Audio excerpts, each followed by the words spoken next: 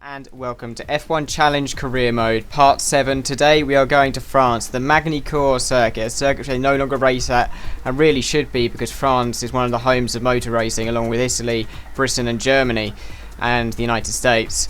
But we are looking for another good result here like we did in Canada and in Monaco, but I'll now hand you over to the commentator.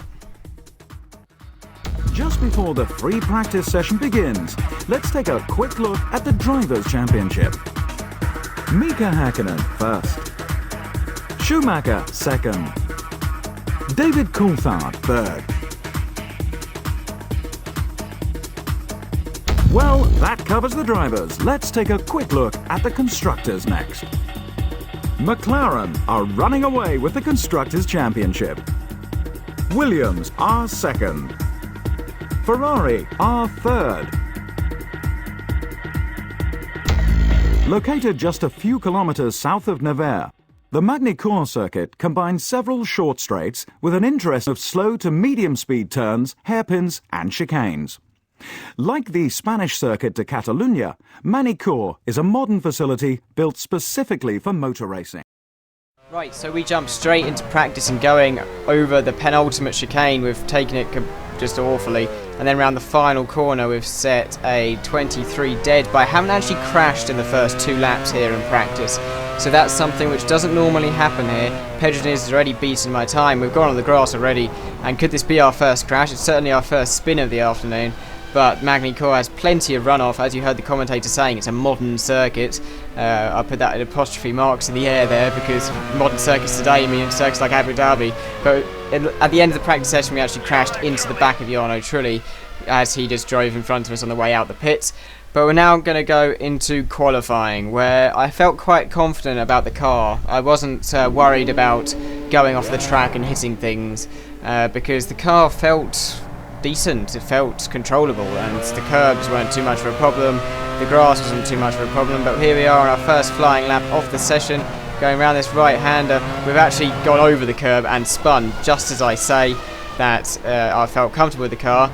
I then go and spin, but it doesn't seem we actually got any damage from this crash. Our steering is fine, and we haven't seen any body parts flying off, so that's okay.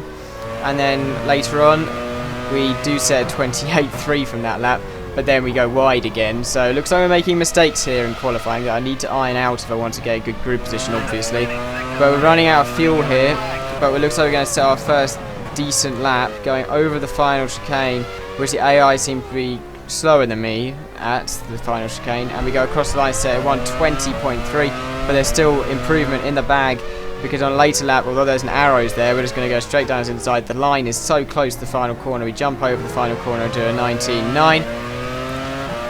But then we find further improvement later on, and it's going to be a 19.3 to end our session, and I'll now hand you over to the grid. Hello there. Welcome to France for round 7 of the 1999 FIA Formula One World Championship. This track has a history of wet weather, and today is no exception.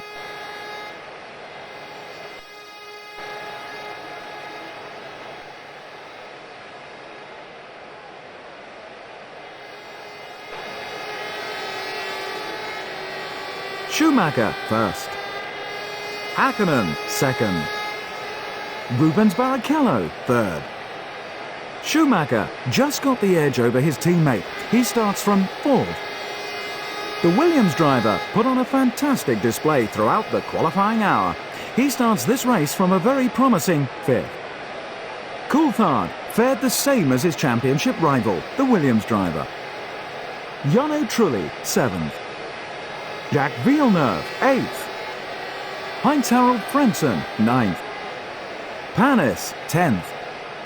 Irvine 11th. Giancarlo Fisichella 12th. Johnny Herbert 13th. Hill 14th. Wirtz 15th. Diniz 16th. Zonta 17th. De La Rosa 18th. Tora Takagi 19th. Genet 20th. Badoa 21st. Jean Alesi 22nd. Okay, so we start P5, which is a decent starting position. We've got our teammate on our left with Rubens Barrichello straight ahead of us, but we have the lights here in a wet France. And we are going, it's another poor start.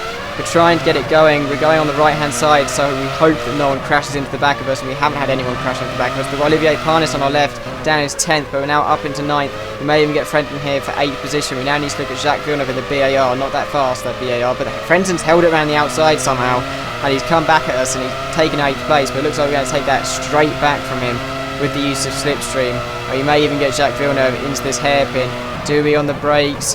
Yes, we do. We may even get Jarno Trulli here. He tries to cover us there at the last second, but he fails, and we're up into 6th place. So we're in the points positions with David Coulthard in front of us, but we now look at a replay of how Frenton managed to hold it around the outside.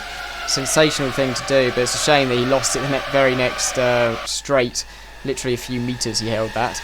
But you can see my teammate up there in like 4th position. But I then make an easy move on Jacques Villeneuve, and then the Prost tries to cover me at the last second, but I just go straight past.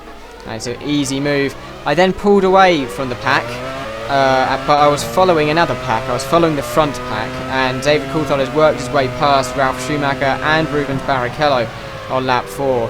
So he was heading towards the top 3. But I couldn't overtake them. We were literally completely matching pace here on the intermediate tyres, which I was surprised, and with me having less fuel, I just couldn't catch them up. But you can see that we pulled out like 10 seconds to Jacques Villeneuve. But going into the hairpin now, my teammate's there. My teammate's going slowly. I may have a look around the outside. Looks like David Coulthard's had a problem. We're going around the outside of our teammate. We're taking our teammate for 5th place. So that's really important to have our teammate. We may even have a look at David Coulthard here. But I think he's going to be too fast for us. Yes, he is. And he's already pulling away from us. But we have a look at what happened to David Coulthard here. And, oh, he spun on the corner and then he corrected himself, and then Rubens Barrichello hit him. Now, did Rubens Barrichello hit him round at the hairpin? Yes, he did. So Rubens Barrichello basically half spun him. David Coulthard corrected himself, and through that my teammate slowed down, and I managed to mug him for 5th place. So that's pretty good for me. Not good for my teammate though. And on lap 7, got our teammate still behind us, and we're still following Rubens Barrichello closely here. And going around this right-hander, we've gone too deep. Got our wheels on the grass, and it's spun us round twice, which you'd expect in these wet conditions. I just couldn't get it going. But we're now falling back into 6th place. Luckily there's a big gap behind us, so I don't lose any further positions, and we are still in touch with our teammate.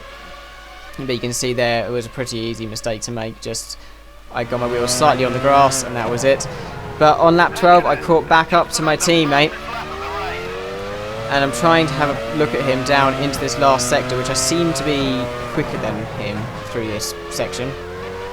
A bit of traffic in front, I think, of Johnny Herbert, and we're going to have a look here. Johnny Herbert slows our teammate down.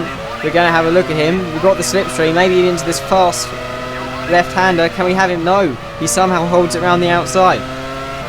I don't know where the AI are getting this kind of grip, or whether it's just sheer driving skill that they managed to do this by, because that kind of move is almost impossible to keep stuck.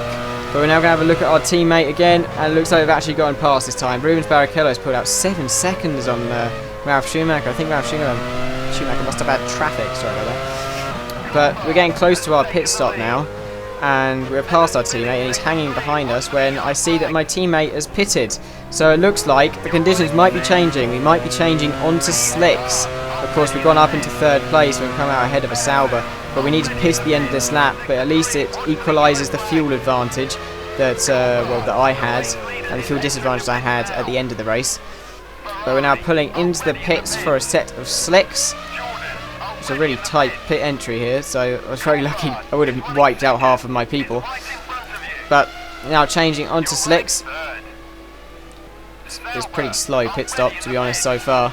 But let's see. How long is it?